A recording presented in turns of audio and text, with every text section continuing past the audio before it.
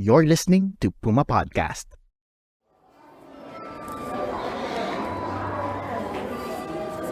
Your seat is soft and velvety, and the theater air is chilly. The show hasn't started, so the people around you are talking and taking pictures. You can't hear them. You just watch their mouths move as they pose and laugh. Then, after a few minutes, there's a broadcasted reminder to be quiet, not to record, and to enjoy the show. All the other people listen to this through the speakers, but you understand by watching someone at the far right of the stage use Filipino Sign Language. The room dims, then a disorienting flash of stage lights. Performers enter the stage. Two more FSL interpreters appear, all in black, at the same spot, stage right of all the action. You brace yourself. It's showtime. Hi, I'm Chess Abalos, a student intern at Puma Podcast. You're listening to Teka Teka News. Today, we go behind the curtain to understand how and why theater should be accessible for the Filipino deaf.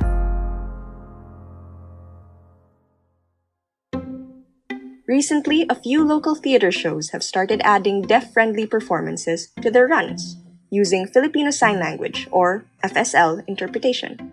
Let's listen to Sarah Tangilin, a deaf college student and theater fan, explain why this is not enough. Since Sarah can't communicate with us through spoken language, we're listening to a voice interpretation of her, done by Nati Natividad, an FSL interpreter. Miss Nati is from Deaf and Terp, a company whose goal is to provide the Filipino deaf with access, not just to theater, but to their basic needs.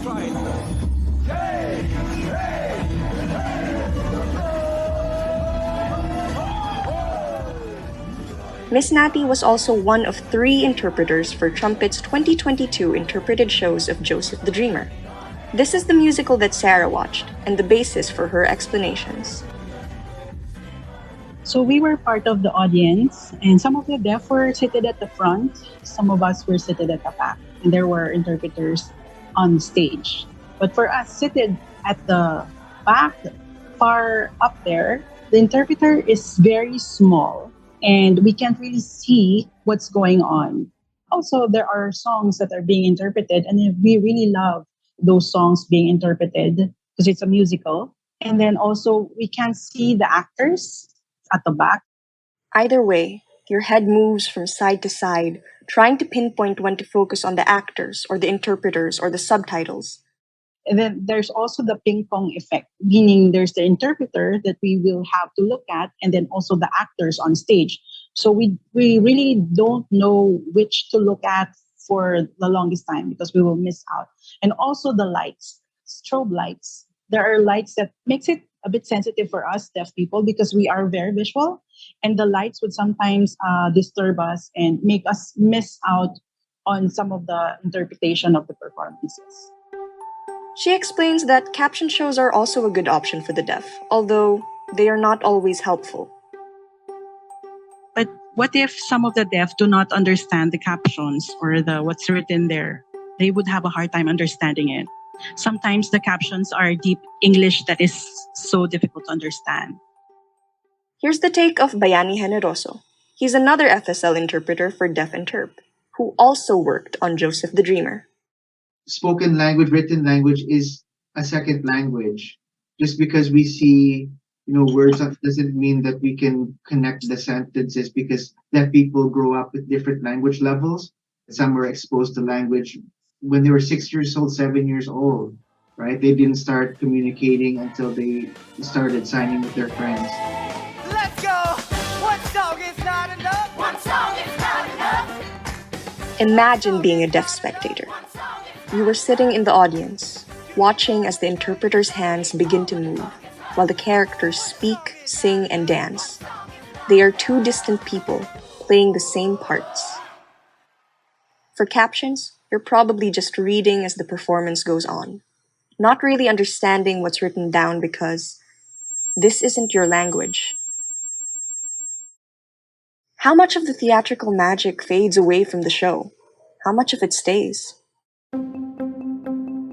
Making accessible theater for the Filipino deaf is complicated because you need to know the deaf's needs and integrate them meaningfully in a way that keeps the show's theatricality intact. So the key is to listen, understand, and involve them. Having enough interpreters to match a cast sounds like a basic requirement for deaf-friendly theater. But in the Philippines, that's a big ask. Miss Natty, now speaking for herself, explains the shortage of FSL interpreters. And for the interpreters in the Philippines, we can't really count yet how many are professionally interpreters doing this full time. There are teachers during the day and they are interpreters during their free hours. But if you'd ask me, rough estimate, like less than 100 all over the Philippines. And these are not full time. They have other jobs also.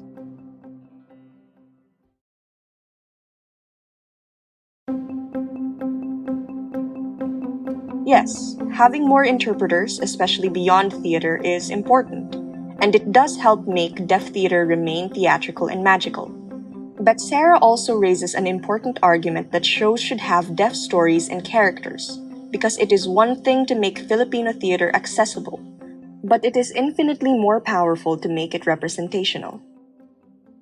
And if there are deaf actors, if we can give more roles to them, it would boost a lot of their self-confidence, self-esteem, especially the deaf community seeing deaf people on stage. And also if the stories could relate to the deaf community, to their experience. If there are no deaf involved in theaters, only interpreters, there is access, but it's not really full experience of the theater. However, all of this is further complicated by money. Theater is costly, which means not many people can go see it, especially the deaf.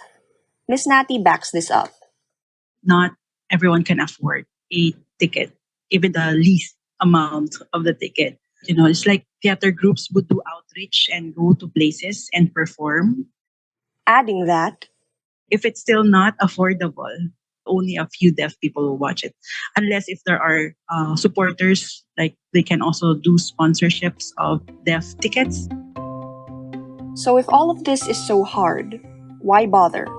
Why does theater for the deaf matter? Easy. Because it empowers them. Sarah, through Miss Natty, says that it is a way, And also for hearing people to see that deaf people can act, can perform, and can show their talent. So to show that hearing and deaf people were just the same, we're equal in a way. giving the deaf a chance to participate in theater means opening others up to knowing the beauty and meaningfulness of their stories. Stories you wouldn't have known otherwise. Here's Sir Bayani again. And one thing that I get from theater is, it's a form of art that leaves you to be inspired. And I think deaf people need to be inspired. When we watch a play and we see the magic, everything behind it, all the actors, everything coming together at once, all this rehearsal time, culminating into this one moment and then the spotlight. There's something about that that gives me a rush. And for somebody who is deaf, who, if you can just imagine their life with hearing parents, most likely, who don't know how to sign to them, their only means of communication is with their friends. Every opportunity that is in front of them is taken away just because they're deaf. We need to hear these stories of inspiration. Miss Natty says, I think deaf people use art to equalize themselves with the hearing. I mean, they live art, culture, and everything. It's really natural for them. and here's Sir Jojo Mahinan. He's the final FSL interpreter for Joseph the Dreamer, and he grew up with deaf parents. The deaf has many of those lived experiences that they have that they can bring into arts in a very beautiful way. I mean, seeing them just expressing themselves in a way that's so artistic and so powerful. I can't even explain it. The beauty of it is you see their lives in a story that they expressed in arts, in a theatrical way. And if we put those in mainstream, I believe hearing people would love it. You don't need words to be able to express yourself.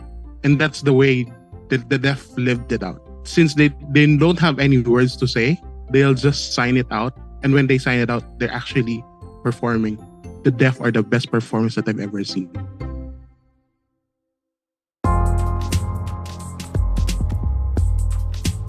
And that was today's episode of Teka Teka News. Again, I'm Chess Abalos, a student intern at Puma Podcast. This episode was produced by myself, with guidance from Trisha Aquino, and edited by Pidoy Blanco. Follow Teka Teka News wherever you listen to podcasts. Thanks for listening.